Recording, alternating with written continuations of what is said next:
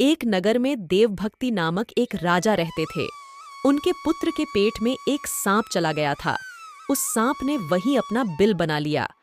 पेट में बैठे सांप के कारण राजकुमार की शरीर का प्रतिदिन क्षय होता जा रहा था। बहुत उपचार करने के बाद भी जब स्वास्थ्य में कोई सुधार न हुआ तो राजकुमार राज्य छोड़कर दूसरे प्रदेश में चला गया और वहां सामान्य भिखारी की तरह मंदिर में रहने लगा। उस प्रदेश के राजा बलि की 2 नौजवान लड़कियां थीं। वह दोनों प्रतिदिन सुबह अपने पिता को प्रणाम करने आती थीं। उनमें से एक राजा को नमस्कार करती हुई कहती थी, महाराज जय हो, आपकी कृपा से ही संसार के सब सुख है।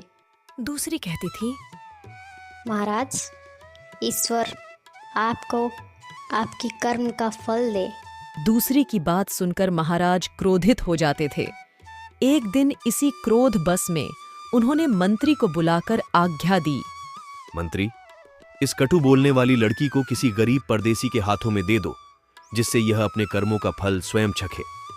मंत्री ने राजा की आज्ञा के अनुसार उस लड़की का विवाह मंदिर में सामान्य भिखारी की तरह रहने वाले राजकुमार के साथ कर दिया।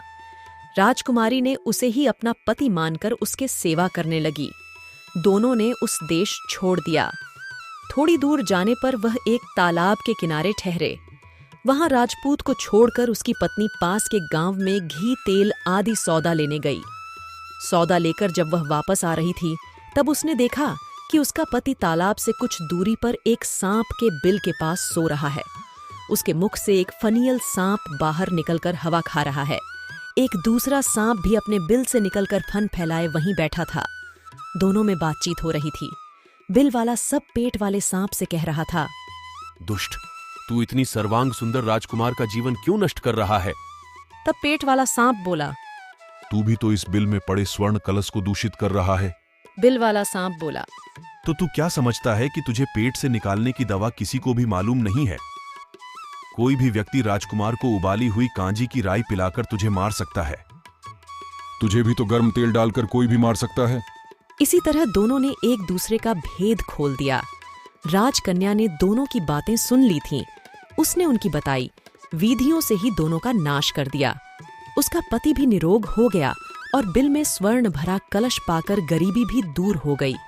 तब दोनों अपने देश को चल दिए। राजपुत्र के माता पिता दोनों ने उनका स्वागत किया और सब खुशी खुशी रहने लगे।